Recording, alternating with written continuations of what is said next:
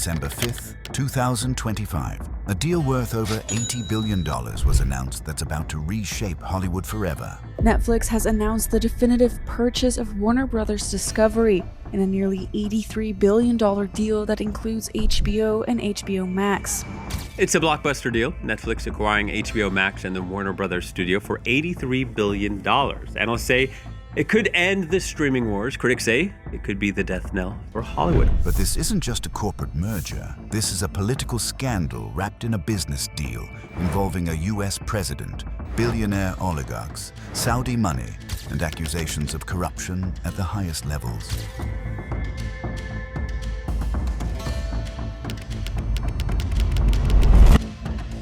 Netflix just agreed to buy Warner Bros. Discovery, the studio behind Harry Potter, Batman, Game of Thrones, and HBO. But there's a problem.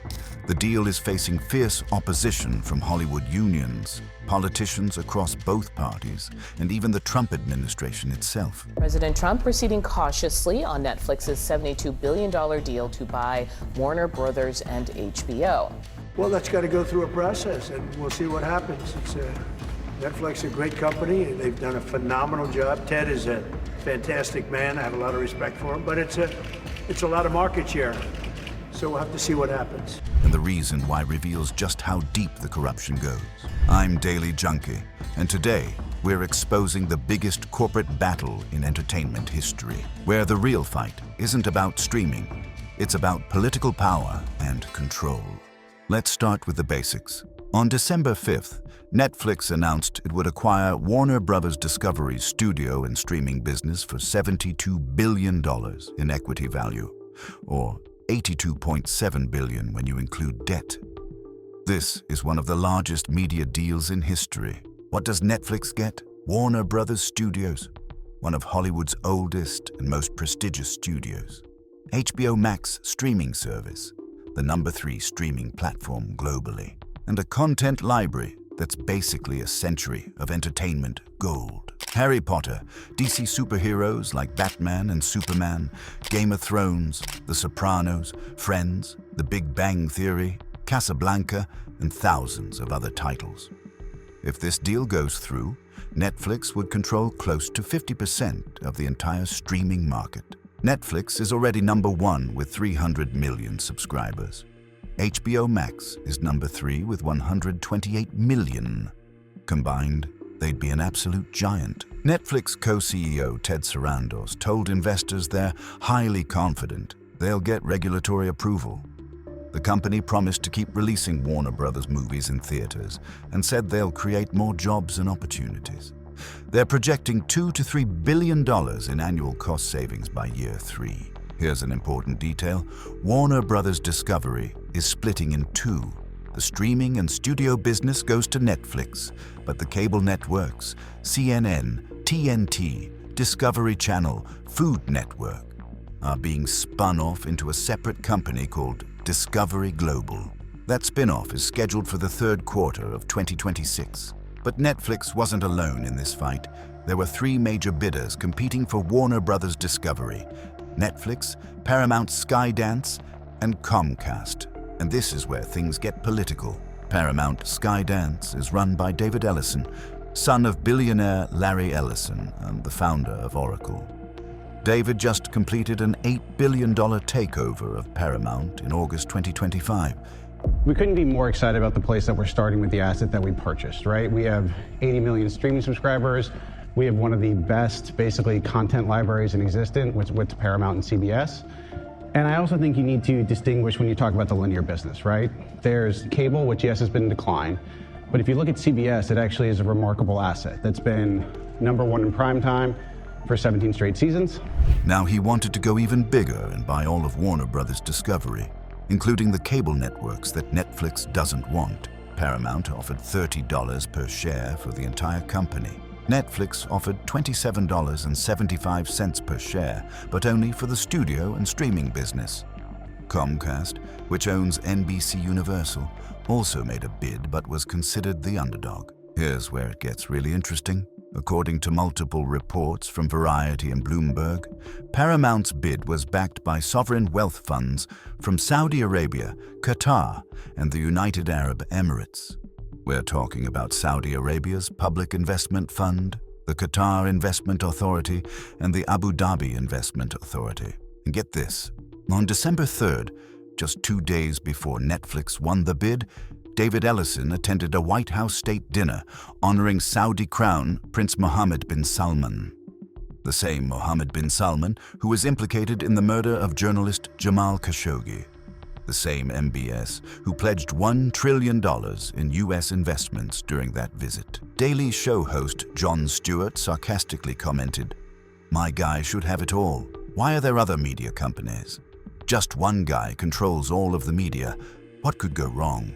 And he has a point. Comedians like Dave Chappelle and Kevin Hart faced massive backlash for taking Saudi money to perform in Riyadh. Now we're talking about Saudi Arabia potentially owning a piece of American news networks and Hollywood studios. When Warner Brothers chose Netflix, Paramount went nuclear. David Ellison's lawyers sent multiple letters to Warner Brothers CEO David Zaslav, accusing the company of running a tilted and unfair process that favored Netflix from the beginning. The letter called the bidding process, quote, tainted by management conflicts, and accused it of being myopic with a predetermined outcome that favors a single bidder. Paramount even claimed there was active sabotage against their bid in European regulatory circles. To understand what's really happening here, you need to understand Larry Ellison's relationship with Donald Trump. Larry Ellison is 81 years old, worth $230 billion, and is currently the second richest person in the world. He's not just rich, he's politically connected at the highest levels. In February 2020, Ellison hosted a Trump campaign fundraiser at his California estate. Tickets cost $100,000 just for a golf outing and photo with Trump. But it goes deeper. According to Washington Post reporting and court documents, Larry Ellison participated in a phone call on November 14, 2020, just days after the election, where Trump supporters discussed strategies for contesting the election results. On that same call, Fox News host Sean Hannity, Senator Lindsey Graham, and Trump attorney Jay Sekulow. Since Trump returned to office, Ellison has been everywhere. In January 2025, he stood next to Trump at the White House, announcing the Stargate AI project, a $500 billion artificial intelligence partnership where Oracle plays a key role. Oracle is also set to own a major stake in TikTok's US operations after the government forced its sale. Trump himself said, "I'd like Larry to buy TikTok." And Trump hasn't been shy about his preference for the Ellison family. Quote, "Larry Ellison is great, and his son David is great. They're friends of mine. They're big supporters of mine." Multiple reports indicated Trump preferred Paramount to win the Warner Brothers bid because he liked the idea of David Ellison, who already controls CBS after the Paramount merger, also controlling CNN. So you'd think Trump would be happy Netflix won, right, sirs? Wrong. On the morning of December 5th, a senior Trump administration official told CNBC that the White House views the Netflix deal with, quote, heavy skepticism. The Trump Justice Department is reportedly preparing to potentially sue to block it. Trump has a history here. Back in 2016, before his first term, he opposed AT&T's acquisition of Time Warner, Warner Brothers' predecessor company, saying it was too much concentration of power in the hands of too few. His Justice Department sued to block that deal in 2017. They lost, and the merger closed in June 2018. Senator Elizabeth Warren absolutely unloaded on this entire situation. She called the Netflix deal, quote, an anti-monopoly nightmare, and warned it would create a massive media giant controlling close to half the streaming market, threatening higher prices and fewer choices for consumers. But here's her most explosive statement, quote, under Donald Trump, the antitrust review process has also become a cesspool of political favoritism and corruption. The Justice Department must enforce our nation's anti-monopoly laws fairly and transparently, not use the Warner Bros. Deal review to invite influence peddling and bribery. Warren wasn't alone. In November, she joined Senators Bernie Sanders and Richard Blumenthal in writing to the Justice Department, warning that any regulatory review must be, quote, conducted transparently, independently, and in accordance with federal antitrust and anti-corruption laws, not based on President Trump's political favoritism. And it's not just Democrats. Republican Senator Mike Lee of Utah warned before the deal was announced this potential transaction would raise serious competition questions, perhaps more so than any transaction I've seen in about a decade. Increasing Netflix's dominance this way would mean the end of the golden age of streaming. Democratic Representative Pramila Jayapal called it a nightmare that would mean, quote, more price hikes, ads and cookie-cutter content, less creative control for artists, and lower pay for workers. Hollywood's creative community is in open revolt. The Writers Guild of America issued a joint statement from both their East and West branches saying this merger must be blocked. The world's largest streaming company swallowing one of its biggest competitors is what antitrust laws were designed to prevent. The WGA warned the outcome would eliminate jobs, push down wages, worsen conditions for all entertainment workers, raise prices for consumers, and reduce the volume and diversity of content.